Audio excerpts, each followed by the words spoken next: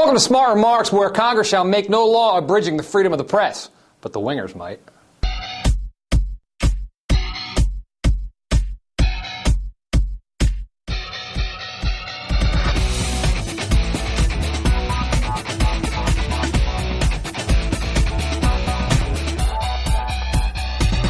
So this one comes from Sarah Palin's Alaska. The Tea Party Republican candidate in the Senate race up there is a guy named Joe Miller. He held a town hall event at a school over the weekend, and the local media came to cover it. But when one guy, the editor for the online Alaska Dispatch, persisted in asking questions about Miller's past that Miller didn't want to answer, Miller's private security goons actually arrested and handcuffed the journalist. It's since been reported that Miller's security guys were active duty military. And if you watch the video, it's fascinating. You will see them telling other members of the media that this campaign event for a public office held at a public school was private and that the media was trespassing. This is a private event. It's paid for privately. If you could please leave. Welcome to Tea Party America, where politicians should not be required to answer questions that they find uncomfortable, and where the free press that dares to pursue such answers can find itself unfree in handcuffs. This shouldn't be surprising. We know that the right-wingers are outraged that the liberal media would dare ask any questions that their candidates don't like.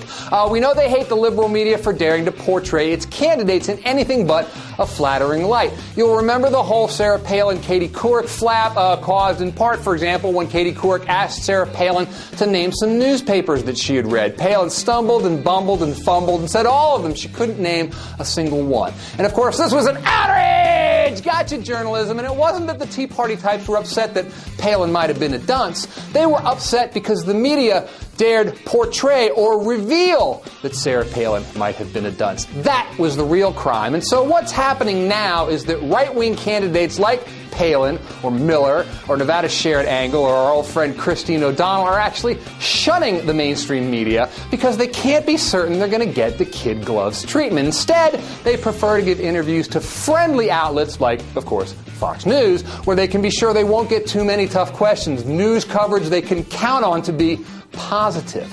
And this is exactly what Tea Party America wants. A media that is fair and balanced. They want propaganda. A Pravda for the people, where seldom is heard a discouraging word, and where one is heard, it's an outrage! How dare you ask my candidate about the past? He's made it clear he doesn't want to answer those questions. And you, Mr. Mainstream Media, you will respect that. You had better give him favorable coverage. You had better report the truth as we know it to be. And if you don't, you're under arrest. Slap on the cuffs.